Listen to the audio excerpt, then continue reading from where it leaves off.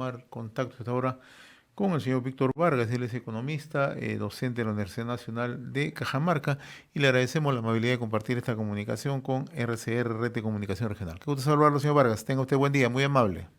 Buenos días, un gusto saludarles y al igual a toda su audiencia en este sintonizado programa a su disposición.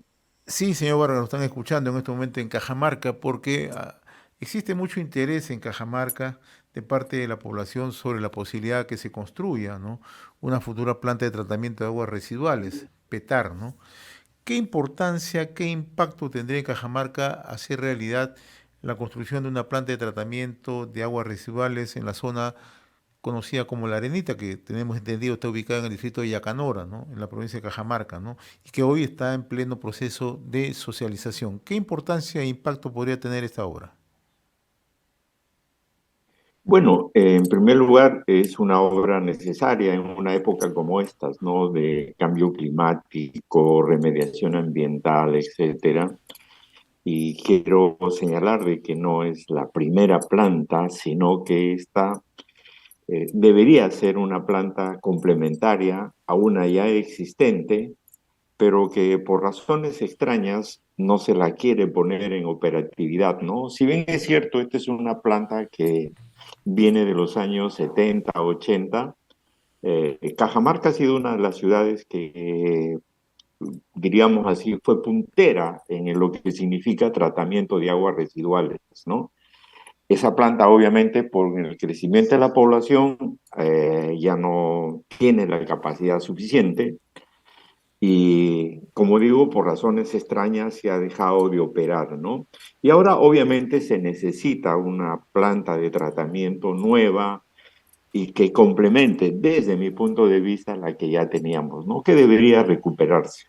Entonces, no hay ninguna duda, o sea, de lo que se trata es de, en realidad, no solamente la ciudad de Cajamarca, sino el valle de Cajamarca, en el cual están involucrados los distritos de Yacanora, de Jesús, eh, básicamente, ¿no? O sea, son tres distritos y estamos hablando de una población aproximada en esta época de unos cerca de 300.000 habitantes. Entonces, esa es la dimensión que debería tener el servicio de alcantarillado. Yo no diría en la ciudad de Cajamarca, sino en el valle de Cajamarca, ¿no? Ahora, esto tiene una estimación, señor Vargas, como inversión de 260 millones de soles, ¿no? Pero también tendría otro impacto, de acuerdo a lo que señalan algunos especialistas, que es el tema de la generación de empleo en construcción, ¿no? Claro, definitivamente, diríamos, en la etapa constructiva va a generar empleo. Va a depender mucho ese empleo de las dimensiones del tema financiero. Se supone que esta planta nueva que se quiere hacer va a costar alrededor de 260 millones de soles, algo más, algo menos, ¿no? Que definitivamente sí causa una buena impresión, diríamos así, en la generación de empleo, y eso no se lo puede negar, ¿no? Sin embargo, lo que deberíamos pensar en este tipo de plantas es la necesidad de mirar muy a largo plazo, ¿no? Porque una planta no se construye todos los años. La anterior, como le comentaba, ¿no? Que era para atender a una ciudad de 90.000 habitantes aproximadamente, ¿no? Eh, Quedó obviamente corta en tamaño y en servicio por el dinamismo poblacional que prácticamente se ha triplicado. Entonces tenemos que pensar en ese tipo de secuencia, y si no miramos el largo plazo, todo lo que hagamos, bueno, siempre vamos a estar lamentando, ¿no? Empleo, por supuesto que va a generar, pero pensemos en la necesidad eh, de la ciudadanía en los próximos 20, 30, 40 años, ¿no? Así es. Y a propósito de mirar la necesidad de la ciudadanía en los próximos años, estamos enfrentando una recesión económica bastante acentuada, ¿no? Este año va a ser un año negativo en términos de crecimiento, se proyecta el 2024 con cifras que no son las mejores, ¿no? ¿Cómo es que lograríamos reactivar la economía desde su punto de vista, señor Vargas? Bueno, mire, el tema económico en nuestro país está atravesando una situación crítica, no hay ninguna duda, ¿no? Sin embargo, si lo miramos desde el punto de vista sectorial, diríamos así, hay algunos sectores ganadores y otros perdedores, ¿no?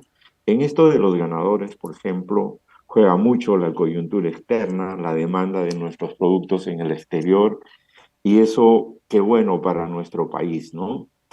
En los perdedores, bueno, por ejemplo, una actividad económica que está bastante venida menos es la pesca, ¿no? Y creo que la presión de la pesca es muy fuerte en el aparato estatal, de tal manera que quiere tener ventajas que no debería tenerlas, ¿no? Debería desarrollarse. Las crisis son normales y en la pesquería ni qué hablar. Entonces, todo este proceso de crisis económica obviamente se traduce, por ejemplo, en la tributación. La tributación en el año 2023 no tiene un indicador negativo, a pesar de que debería tenerlo, por ejemplo, en el mes de marzo de este año, ¿no? Es un indicador de crecimiento muy bajo, ¿no? Y alrededor de los siguientes meses o en los siguientes meses, definitivamente toda la tributación es menor, ¿no? Y lo mismo ha pasado con el gasto público, o sea, ahí tenemos muchos problemas, como lo hemos comentado en una vez anterior, ¿no? Si miramos las cifras y las proyectamos a diciembre, a nivel global, ¿no? Vamos a encontrar que como siempre, el gobierno, con crisis o sin crisis, no logra ejecutar más allá del 65% del gasto de inversión.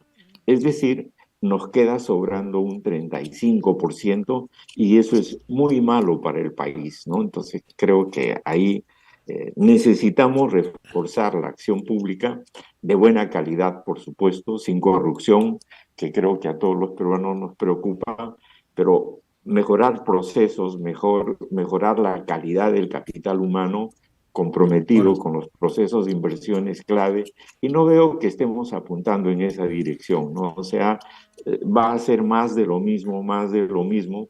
Yo tenía la esperanza de que se cambie la estrategia presupuestaria y que no se, los presupuestos de las diversas entidades públicas no se vea con dinero como que si sobrara, ¿no? Cuando en realidad no lo es. Entonces se- necesitamos que el Estado señor Vargas, trabaje bien. Sí, ¿y dígame qué, usted. y qué hay respecto a la inversión privada? Que es un motor Mire, importante, o sea, y eso parece ser que el gobierno no le toma la atención del caso. totalmente de acuerdo con usted, ¿no? A eso teníamos que apuntar. Es decir, si no hay inversión privada, por ejemplo, si los proyectos mineros en las diversas partes del Perú no se reactivan muchos, no se conversa con la población para tener una buena acogida de estos, ¿no? Si dejamos latente el problema social alrededor de la minería, entonces nuestros esfuerzos para hacer inversión van a ser muy escasos, ¿no? ¿Y por qué digo esto? Porque fíjese usted, un empleo que se genera en la minería, ¿no? Genera alrededor de tres o cuatro de manera indirecta. Entonces, potencialmente, si bien es cierto, la actividad de manera directa no genera mucho empleo, pero sí lo hace de manera indirecta, ¿no? Entonces, esa complementariedad de estos esfuerzos se necesita, ¿no? Entonces, creo que hay que darle prioridad al tema minero, hay que fortalecer el turismo, ¿no?